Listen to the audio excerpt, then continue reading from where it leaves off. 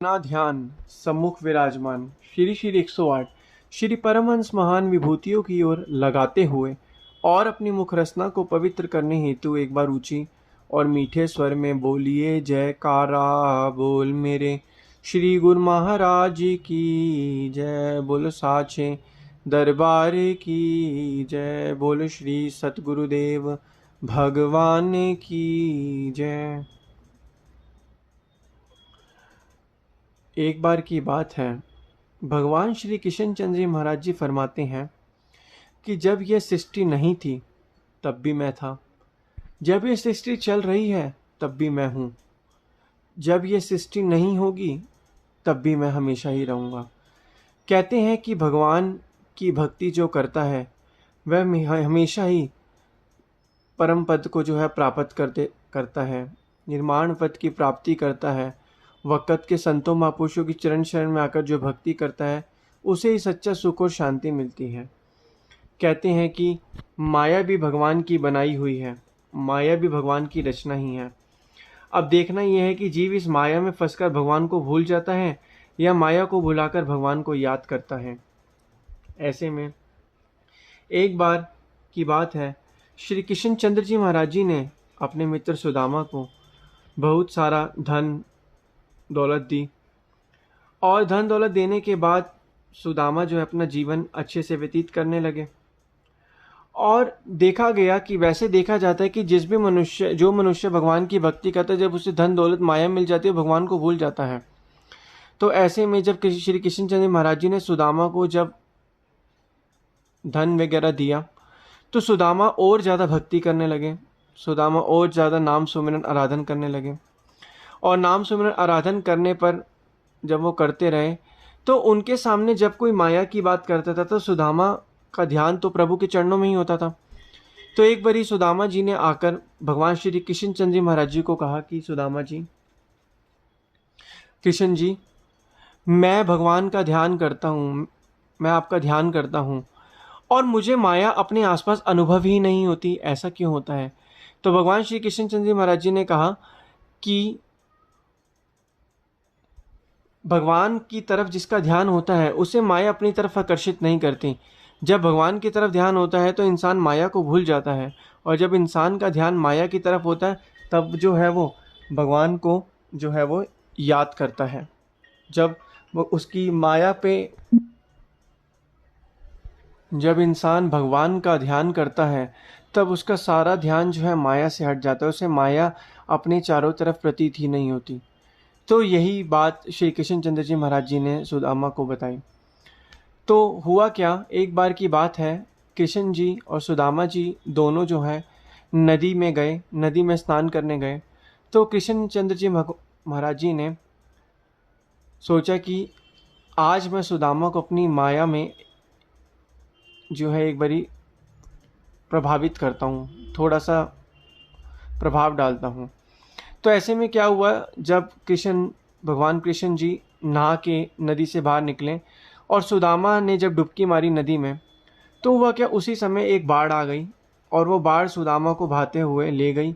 और आगे जाके सुदामा जब बाढ़ के पानी में आगे बह गए तो रास्ते में एक जगह आई, सुदामा जी ने उस जगह पर रुके, उस जगह पर पहुँच के उस जंगल में पहुँचे। और जैसे ही वो वहाँ पर पहुँचे किनारे पे, तो वहाँ के एक हाथी ने उनके गले में एक हार डाल दिया, क्योंकि उस जगह का, उस जंगल में एक रिवाज था कि हाथी जिसके भी गले में हार डालेगा वह जो है वो राजा बन जाएगा, वह जो है वो राजा, उस जगह का, उस नगर का जो है वो राजा बन जाएगा। और ऐसे में क्या हुआ, सुदामा जी वहाँ के राजा बन गए। राजा बनने के बाद क्या हुआ, फिर वहाँ पे सुदामा जी की शादी भी हो गई, उनके पुत्र बच्चे भी हुए। और फिर थोड़े समय के पश्चात क्या हुआ, सुदामा जी की पत्नी की जो है मृत्यु हो गई। मृत्यु होने के बाद क्या हुआ, सुदामा जी बहुत ही उदास हो गए। तो वहाँ के जो लोग थे, जंगल के सभी जो उस जगह के लोग थे, उन्होंने कहा कि जहाँ पे इनकी पत्नी की मृत्यु हुई है, आप चिंता ना करें, हम आपको भी वहाँ पर पहुँचा देंगे। तो सुदामा जी ये चीज़ें सुनकर भयभीत होने लगे, डरने लगे। तो सुदामा जी, यह भय और डर के कारण सुदामा जी ने भगवान श्री कृष्ण चंद्र महाराज जी का ध्यान किया। ध्यान करने के बाद वे फिर से वहाँ पर आए। और वहाँ पर आने के बाद क्या हुआ, कि वह किनारे पर पहुँचे। किनारे पर पहुँचने के बाद फिर पानी में उन्होंने फिर से डुबकी मारी और फिर वह वापस ही श्री कृष्णचंद्र जी महाराज जी के पास वहाँ पहुँच गए। तो पहुँचते ही श्री कृष्णचंद्र जी महाराज जी भी स्नान करके बाहर निकले ही थे, तो सुदामा जी ने देखा और बोला, हे भगवान, ये क्या माया है, ये क्या चीज़ है। तो तभी ये चीज़ हम श्रवण करते हैं कि दुख में सिमरन सब करे, सुख में करे ना कोई, जो सुख में सिमरन करे तो दुख काहे को होए। ये कहते हैं कि दुख में तो हर एक जो है सुमिरन करता है, हर एक इंसान सुमिरन करता है भगवान का, लेकिन जो सुख में भी सुमिरन करता है तो उसे दुख कदापि नहीं परेशान कर सकता। तो इसी प्रकार भगवान श्री कृष्णचंद्र जी महाराज जी ने कहा, यह है माया।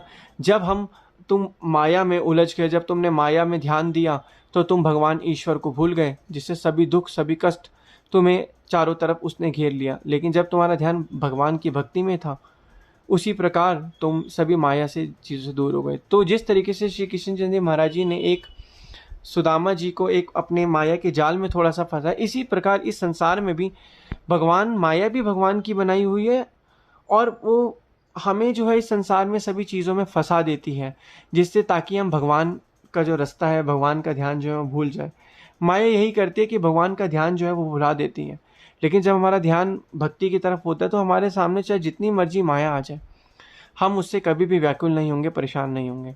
इसलिए कहते हैं ये जो शरीर है ये एक रथ है, इस रथ का जो स्वामी है वो आत्मा है, और इस रथ का जो सारथी है वो मन है। मन इंद्रियों के अधीन होकर चीज़ों को करता है, क्योंकि विषय मन को अपनी तरफ आकर्षित करते हैं और मन उसकी तरफ आकर्षित होता है, और विषयों की तरफ ही मन जो है इस शरीर रूपी रथ को दूसरी तरफ ले जाता है, विषयों की तरफ, जिससे इस जीव का जो है जीव काल की ओर बढ़ता रहता है और जीव का पतन होता रहता है।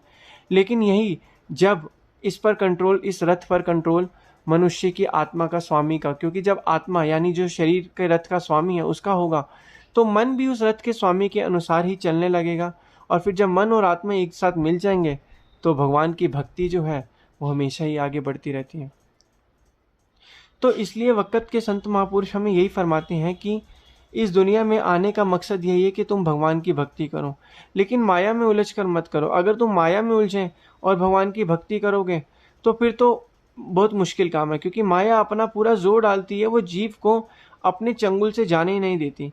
अगर सब कुछ आसान होता इस दुनिया में तो सभी के सभी मनुष्य इस दुनिया में आकर भक्ति करके चले नहीं जाते। तभी भगवान ने बनाई भक्ति और बनाई एक माया। अब देखा जाएगा कि कौन भक्ति करता है और कौन इस माया में उलझकर भगवान को भूल जाता है। संसारी लोग क्या करते हैं? इस दुनिया में आते हैं, खाते हैं, पीते हैं और उसके बाद इस दुनिया से चले जाते हैं। यही तो चीज़ तो जानवर भी कर रहे, लेकिन मनुष्य में क्या खासियत है कि वक़्त के संतों महापुरुषों की चरण शरण में जाकर